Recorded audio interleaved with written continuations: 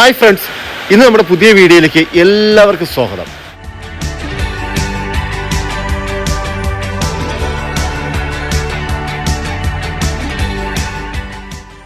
നമ്മുടെ മൂന്നാം ഘട്ട വീഡിയോ ആണ്. അപ്പം നമ്മുടെ മൂന്നാം ഘട്ട വീഡിയോ എന്ന് പറയുമ്പം ചെടികളെല്ലാം മുളച്ച് അത് 2 ഇലയൊക്കെ വിരിഞ്ഞ് അത് ഭംഗിയായിട്ട് വന്നിട്ടുണ്ട്. അപ്പോൾ ഇതിൻ്റെ മൂട്ടിൽ നമ്മൾ അടിയോരമൊന്നും ചെയ്തിട്ടില്ലാത്തതുകൊണ്ട് നമ്മൾ അതിൻ്റെ പുറത്ത് വളം ചെയ്യണം. വളം ചെയ്യുക എന്ന് പറഞ്ഞു കഴിഞ്ഞാൽ ഈ കോഴിവളം ആണ് നമ്മൾ മെയിനായിട്ട് ഉപയോഗിക്കുന്നത്. പിന്നെ കടലപ്പിണ്ണാക്ക് രാസവളം കൂടി അല്പം മിശ്രിതം കുഴച്ച് അതാണ് നമ്മൾ ചെയ്യുന്നത്. അപ്പോൾ നമുക്ക് കണ്ടല്ലോ, അടുത്ത നമ്മുടെ ഇലകൾ 2 വിരിഞ്ഞ് നല്ല ഭംഗിയായിട്ട് വന്നിട്ടുണ്ട്. അപ്പോൾ നമുക്ക് കോഴിവരം എങ്ങനെ ചെയ്യുന്നു എന്ന് നോക്കാം.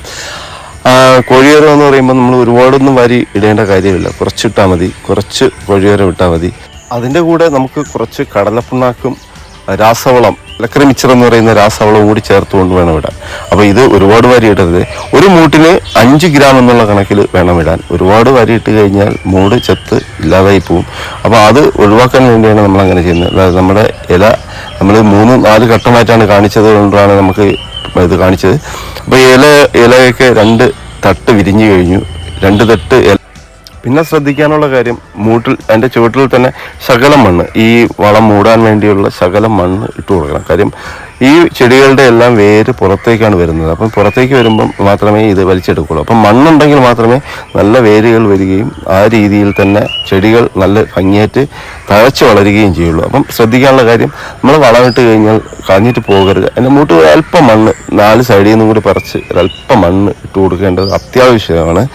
അപ്പോൾ നിങ്ങൾ എല്ലാവർക്കും എൻ്റെ ഈ വീഡിയോ ഇഷ്ടപ്പെട്ടു എന്ന് വിചാരിക്കുന്നു. ഇഷ്ടപ്പെട്ടു എങ്കിൽ കമൻറ്റ് ചെയ്യുക, തീർച്ചയായും കമൻറ്റ് ചെയ്യുക, ലൈക്ക് ചെയ്യുക. പിന്നെ ഈ വീഡിയോ നമ്മുടെ ചാനൽ ആരും സബ്സ്ക്രൈബ് ചെയ്തിട്ടില്ല എങ്കിൽ സബ്സ്ക്രൈബ് ചെയ്യണം, ഷെയർ ചെയ്യണം. വരും വീഡിയോകൾ കാണുന്നതിലേക്കായി ബെല്ലൈക്കൺ ഒന്ന് പ്രസ് ചെയ്ത് കഴിഞ്ഞാൽ നമ്മുടെ നോട്ടിഫിക്കേഷൻ നിങ്ങൾക്ക് കിട്ടുന്നതായിരിക്കും. ഓക്കെ, എല്ലാവർക്കും വീഡിയോ ഇഷ്ടപ്പെട്ടെന്ന് കരുതുന്നു. Okay, bye. അടുത്ത വീഡിയോ കാണുന്നതായിരിക്കും. വണക്കം.